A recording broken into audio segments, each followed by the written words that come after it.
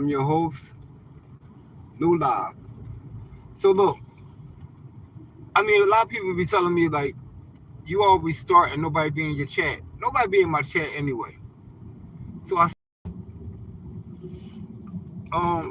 now I'm in Philly.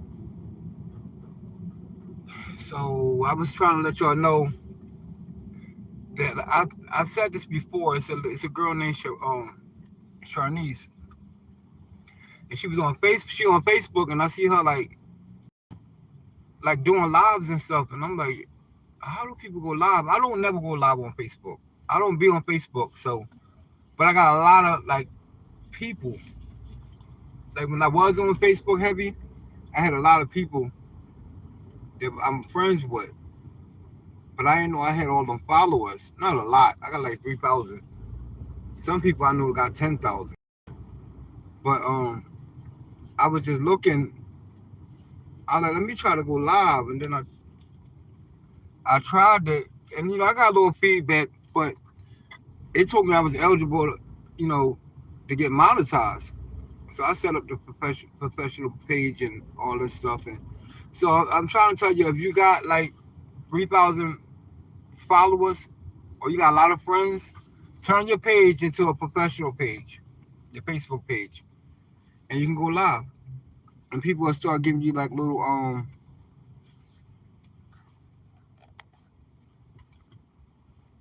people start giving you like little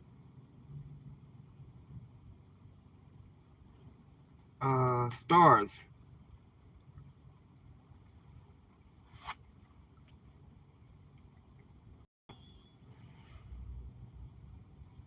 and you earn money. I think one star is like I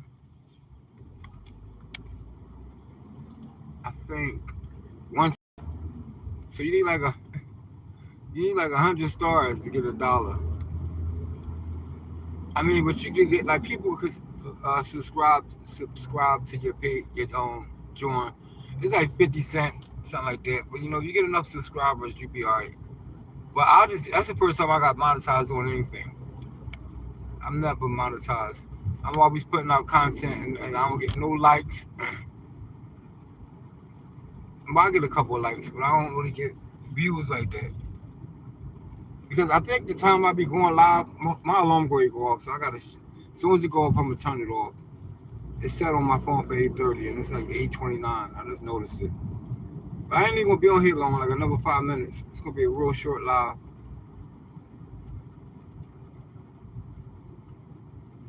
But if you're new to this channel, and you've been checking out my videos down, on my own channel, subscribe. It don't hurt nothing to push the like button. Hit the like button.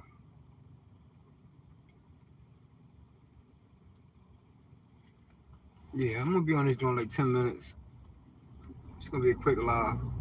All my gray is back in. I got my gray here. Here we go. Got it. Got my gray hair. I got my I didn't dye my hair yet. That's why I peeped in the camera so y'all can see my gray. My gray. I think it go with my complexion.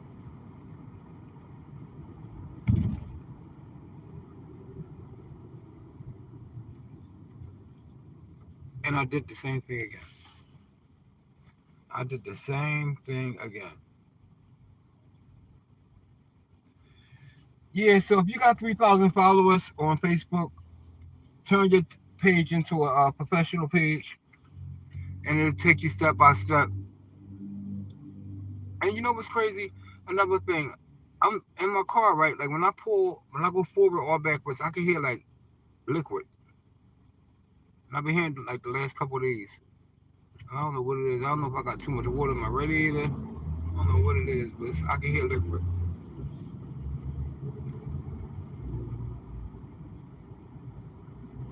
Yeah, so I'm real proud of myself because I don't never be live. I mean, monetized. And it gave me inspiration to like get on here and do a little quick video. Because the video I'm going to do tonight is going to be at 7:45. And what I'm gonna do I'm gonna send out notifications to let everybody know I'm going live. And I tell people, they be like, oh man, it's a waste of time going live. I said, you're gonna get like one person, maybe two, that's gonna stay in your live. It's people gonna come in and out, because you're not nobody. I'm nobody. I'm a known John Doe. That's it. On my other phone, somebody was like, ain't nobody in your live. Idiot, I know. I don't even look at my live. If anybody in there comment, be like, yo, I'm in your live. I mean, if it is somebody in there, it's either Abby and Shakur, Ashley, Amina seen it. Listen, go to Amina, go on YouTube and go to Amina seen it. So if you didn't see like Power, Raising Canaan, she do things like that. Like I love her channel. I catch up on everything, and she really be into it. Like she really give you like what's going on.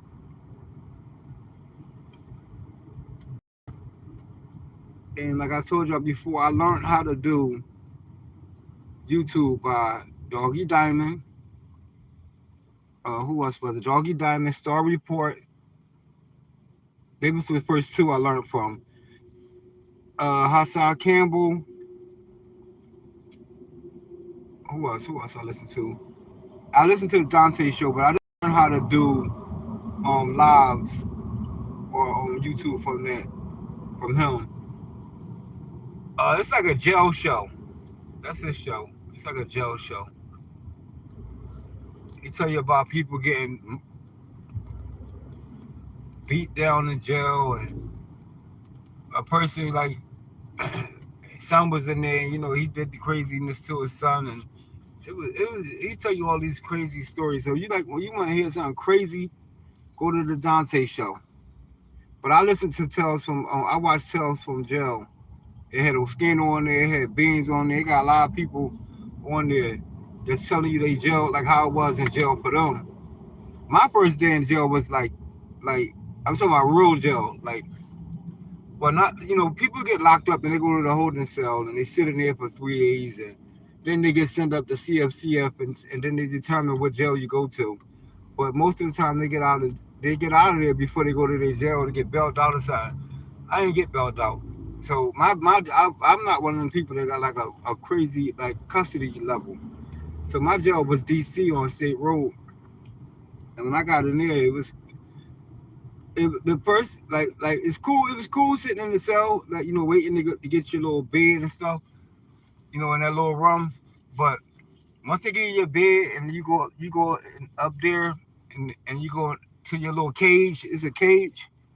You you'll find yourself like when I got in there, it was like all these people like I remember this so clear. It was this one young boy. It's like there's 30 people in a cage. He was on he like a monkey, like yeah, we gonna fuck y'all up. We gonna do this and that. And like it was like 7 of us, and we all was going, to that one particular what was it, E block. We was going to E block. So I'm not scared. I'm not paying him no mind, but the other boy I was with, he was shook. You can see it, and they sent him right in that I think it's EO2. They sent him right in there. You don't know where you're going at, you know. So when I went to my joint, everything was like kind of calm in there. It was a white boy.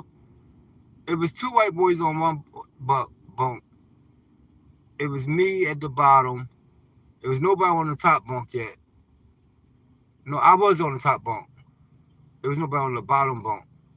So this Muslim boy, he was like, he was trying to help me out. Like I ain't even like I never been in road jail. Like you gotta make your bed up. Like he put the mattress up for me. He's Muslim, so he was trying to show me like how to get myself situated in there. And so like the first moments, like once I got situated, he asked me was I Muslim. I'm like, no, I'm not Muslim. He was like, all right. He's like, so you good? So like I got on the bed, I got up there. I laid down, first I sat up for a little bit. I was sitting up, and then I'm looking around. I'm not, not trying to like stare at people too much, but I'm looking at everybody, finding out who's who. I can read people, so I'm looking like who gonna be the problem, who I'm gonna get. Like if it's a problem, who I'm gonna put hands on first, or what I'm gonna do to this person. So to make a long story short, everything was chill. People started playing like what is that? It's not dongos. It's called like stack seats and stuff like that. So I'm watching them play that. So I got a little tired. Like an hour went by, so I just put the sheet over my head. See, I don't know things to do in jail, so I put the sheet over my head and I dozed off. When I woke back up, it was like time for lunch, but we didn't go out to the chow hall or nothing. They brought the lunch like we had to go up to the top steps to get our lunch, and everybody got the little, you got your little spoon and stuff like that. So after I ate, because then walking up was like, oh shit, like I don't know what, somebody gonna stab me in my back or something. I don't know nothing about jail. This is my first time ever doing like time in jail. But like after the first, then dinner time came. Before they called special meds, and everybody like was getting up leaving. And I didn't know like if you ain't got no commissary, like your special meds is like the key to go act like jump in line until somebody else's lunch, like somebody else's block lunch. So that's why I kept wondering. I'm like, why everybody keep going to special? Everybody here is sick. Everybody got mental illness. No, they was making sure they ate a lot.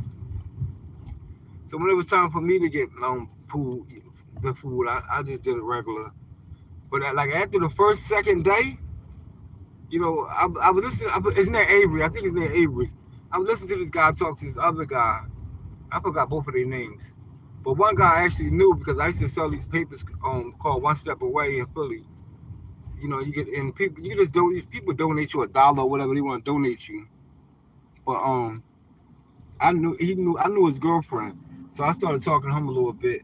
But like after like the third, fourth day, it was like normal. It was like this is life. It's like, I got me a little one Puerto Rican boy in there had like a lot of books. So he was letting everybody read his books and stuff like that. I gotta hold this phone because it's gonna fall. But it wasn't like I thought. The way the young jumping all over the bars and shit, like, it was just crazy. I thought in my head, I said, if I go in there, I'm gonna fight him first. I'm gonna have to fight this guy first, cause he's gonna do something crazy. Cause he's already saying what he's gonna do to everybody. But that was a scare tactic to see who's gonna freeze up, And then in there, in DC, you get phone time. So I didn't know how to use the phone. I didn't know how to do nothing. So I guess they had like the people that been there for a while. They helped the newcomers. And he was like, you gotta put this number in, and then you gotta put this number in, and then you dial out. And I'm like, so every time I went to use the phone, and then they got like a South Philly phone, a North Philly phone. No, that was in CMCF. And DC, the phone is in your cage. It's like 30 people in a cage. Your phone is inside of your cage. So it was all right with the phone, like people be on it, but I got on the phone like certain times I would call, people, but never. I ain't had a phone issue where everybody be talking about like, yo, watch the phone, man, niggas phone check you like that. I'm not getting phone checked. When you go to jail and you let one thing slide, you can forget about it because you gonna be, it's a problem. Everybody gonna take you for bad. People like, turn your channel to a jail channel. I'm like, no, I'm not, like, I wasn't locked up enough to be doing that kind of stuff. But I was in there for a minute. But here's the thing, right? So when I was locked up, when I got locked up, this is how I got locked up, right? I think I got drunk, right? And my kid's mom had I don't know, I came in there and I was just bothering her. I think she was like, I dragged her on the floor. So she stabbed me in my back. And I don't even know I'm stabbed, but like my kids knew. So they called the cops. So the cops got there, I'm just leaking. So one of the cops was really like off me, because I was so like out of my mind. I'm like, yo, I don't know what you're talking about. I ain't going to no cop car, I ain't going to no hospital for what. And And they like look down. I looked down. It was all this blood. So by the time I remember getting in the ambulance, and then I remember waking up in jail. And I was stabbed like right near my like liver. So the cop, one of the doctors, I remember him. He was like, he like, yeah, you gonna have to He told the female nurse, she like, he was like, you gotta have to stitch your finger up his butt to make sure he ain't bleeding internally. But I'm like in and out, and she like, I heard her say, I don't want to do that. She like, he was like, you gotta do it. I guess she was like an intern or a rookie or whatever, and they did that shit, you know. So now and then I went, I woke back up. I remember him doing it, but I was so drunk, I don't remember like the pain I was in. But I woke back up. I had handcuffs on my bed. I was handcuffed to the hospital bed. And I asked the cop, like, what I'm handcuffed for? He like, you punched your wife. You dragged your kid's mom out of the bed, and she said you hit her. I was like, I ain't do nothing. I said, I'm in here dying. You know, because I'm kind of like sober now. Like, I done slept for like 4 hours. The chain to the chair I ain't know about. So I'm getting there. I started making phone calls. So like as soon as I got the phone, I called my son. I'm like, tell your mom, you know, like to go down there to the cop station and drop the charges. You can't drop charges. You can't drop them joints. So I had to sit in, and I just like don't come to court, you know. And they subpoena you, and they make the female so scared they think they gotta go to court. So I'm in there. I'm like, just don't come to court. You can't say too much on the phone because they're listening to you. So that's when I started getting like, I'm like, I ain't going nowhere. Like my first court date was like, I think like the week, like a week later. So I'm in there a week already, and I got my first court date, and I'm like, all right, 2 more court dates. If she don't show up for the third one, I'm out. So like, it said my next court date was like in 2 weeks. So I'm like, all right, good. So I ain't gonna be here for like roughly like no more than like like maybe 2 months. So then that joint was crazy because like no, I skipped a lot of stuff. But I'm inside. I'm familiar with the jail now. I'm familiar how to use the special meds. When they say special meds, I'm familiar how to do that to get cutting lines and stuff. I ran into my man James in there too, my own sister-in-law husband. I ran into him in there. He was like, "What you doing here? What you doing jumping lines and stuff?" Like I'm wilding out already. I'm like, you can't tell me I don't know what I'm doing in jail. Cause I done found a couple of dudes I'm running with. And I'm like, okay, this how this works. Cause I'm hungry. You know, they give you breakfast, lunch, and dinner. Dinner like at 5 o'clock. Sometimes like 4:30. So I started like doing special meds. I ate like 5 times a day. Every time it was a chance for me to walk out, I was out. They like, who want to go to church? I go to church, and it'd be like 6 o'clock. Somebody one of them blocks going to lunch. I'd cut right in the line, and I got real comfortable. I started playing the stack joint. I started learning how to play chess. I'm sitting in the middle of the bunks. It's like there's 4 bunk beds. It's a whole row of bunk beds. So I'm in the middle. I got my little clothing joint. You put your clothes in. I'm sitting on that, and it's 4 people. It's 3 people. It's me. It's 2 people on this bunk, and it's one person over top of me now.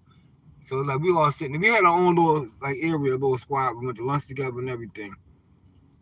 And we wound up to be close friends. So like, make a long story short, I my girlfriend at that time,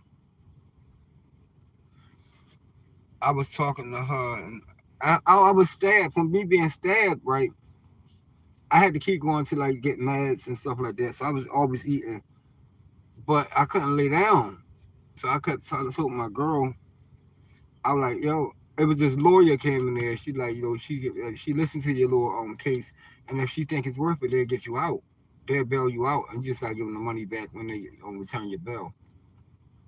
So I talked to the people, and they was like, all right, we're gonna see. You got a possibility. So my second court date came up. Now I'm in there like 3 weeks already. My second court date came up, and kid's mom may show up. I'm like, all right, one more court date. But I'm by at this time, right? I started off doing 3 push-ups. I couldn't do no more than 3 push-ups. I'm at 50 push-ups a set. So I'm doing 50 in the morning before breakfast, 50 before lunch, 50 before dinner, and 50 before I went to sleep. So I'm doing 200 push-ups a day. I'm ripped up now. From after 3 weeks, I'm ripped up. So make a long story short, my girl was like, she told that like somebody stabbed me and I'm hurt, and that's how I got out of there. Like from her getting telling them like I stabbed, they got me right out. And the first thing I did was I went right because I had my girl had sent me like $100 to get some food. So I had already ordered my food, my little Walkman and everything. So they were like, we don't know if you're gonna be able to get it back because it's supposed to get delivered tomorrow. So by the time they gave it to me, I got my little money. And man, this one guy waiting to get released, you know, because when they came to him the cage, they were like they called my last name, but I was asleep, and they were like when they kept calling my name, and I was like, yo, I called you like 5 times. I was like, I didn't know that was wrong. They were like, pack it up. I was like, what? Pack what up? And the one dude that he was real cool, but nobody bothered him, right? Cause he was real strong too. He was like, damn, my man acting like he don't want to leave. I said, I'm out. Oh man, I started passing people my tissue, like my shower shoes that somebody gave me. I ain't had no shower shoes. I'm myself away. So I'm in that joint waiting to get released. And they do their little process. And as soon as I got out, like we walked all we like to like close to Frankfurt and got some Lucy's, got a beer, turned up, went home. I ain't never been that happy to be home. But I was in that joint like a month. That was my first time ever like doing like a little bit of time. But I'm gonna end it right there. And back to what I was initially talking about. To get monetized on Facebook, all you gotta do is have at least 3,000 followers, and you'll be all right. I'll be back on here tonight at 7:45. And hit that like button.